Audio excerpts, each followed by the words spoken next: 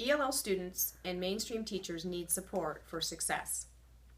Broad research has shown on a grand scale the importance of additional support in our classrooms around the nation.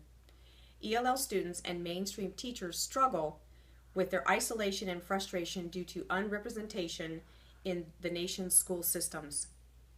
With many resources that our country has to offer, it only makes sense to find solutions. English language learners and mainstream teachers need additional support in language diversity to be successful. Studies show that all ELL students and mainstream teachers struggle in a standalone classroom because they are left without a school-wide focus on English language development and collaboration. Today I will discuss 2 points regarding the need for additional support and training for ELL students and mainstream teachers in the classroom. First, the most teacher programs don't focus on teaching mainstream teachers how to develop best practices with ELs. And second, collaboration and co-teaching can help mainstream teachers and ELs be successful. My first point is that mainstream teachers are often without content training. According to my visual aid, Proposition 227, approved by California voters in 1998, required students to be taught overwhelmingly in English. Proposition 227's primary effects was to decrease the proportion of ELL students receiving bilingual instruction. The proportion of ELL students between 97, 98, and 05, 06 dropped from about 30% to 7%. Most ELL students currently are educated in structured English immersion classrooms, 47%, or mainstream classrooms, 41%, according to the analysis of the 2008 Budget Bill Education. Statistics also show that ELLs are the fastest growing student population in our nation, but they are overlooked when it comes to teacher training. Most teacher programs don't focus on teaching mainstream teachers how to develop best practices with ELLs. They are left without the tools needed to teach ELLs to be successful in learning. Arson and Diaz, 2015. Studies provide evidence that the language gap between ELL students and mainstream teachers, as well as pre-service teachers, has become a societal irritant. California's 1998 Proposition 227 serves as a good example of trends against bilingualism. The argument is that ELLs are staying too long in the bilingual program, creating dependency on the native language and discourages the acquisition of English. Olvander, 2003, page 15. Regular classroom teachers' attitudes were negative more recently on a study shown that pre-service teachers' attitudes were negative and see ELLs as a problem and the solution being someone else's problem. Without understanding the foundation that requires engagement for success of teachers and ELLs will continue to be unrepresented and unsuccessful. Understanding language proficiency and development of academic language will help teachers for planning.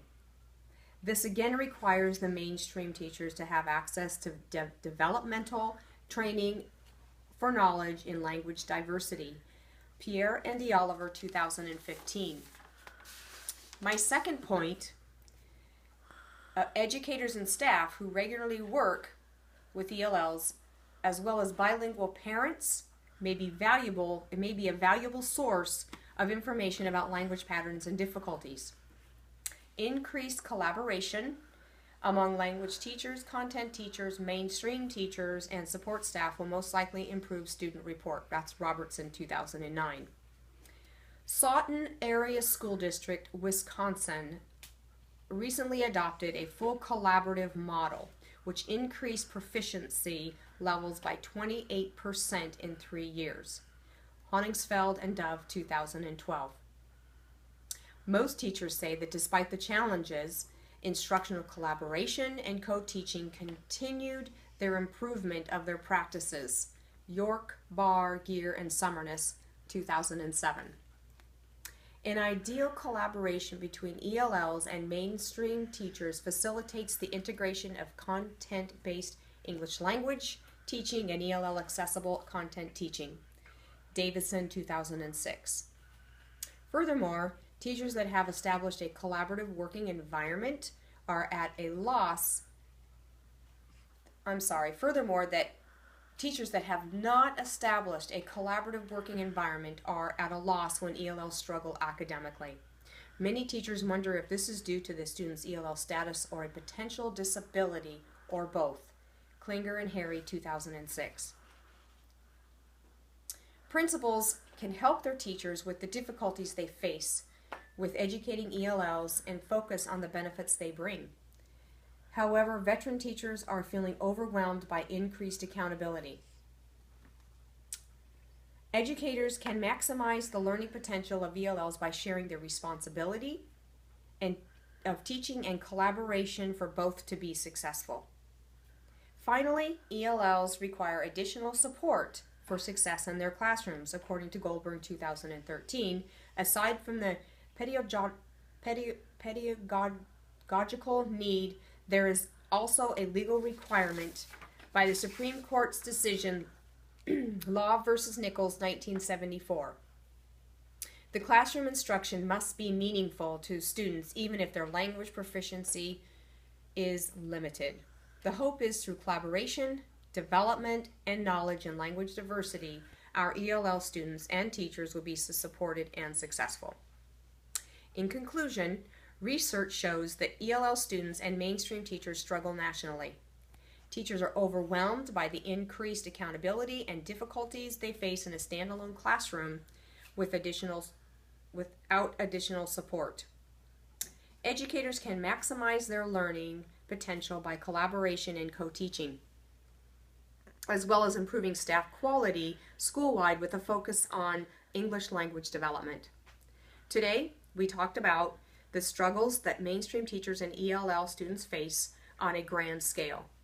In addition, we discussed how co-teaching and collaboration among staff statistically can improve the outcome of ELL students and teachers. Thank you.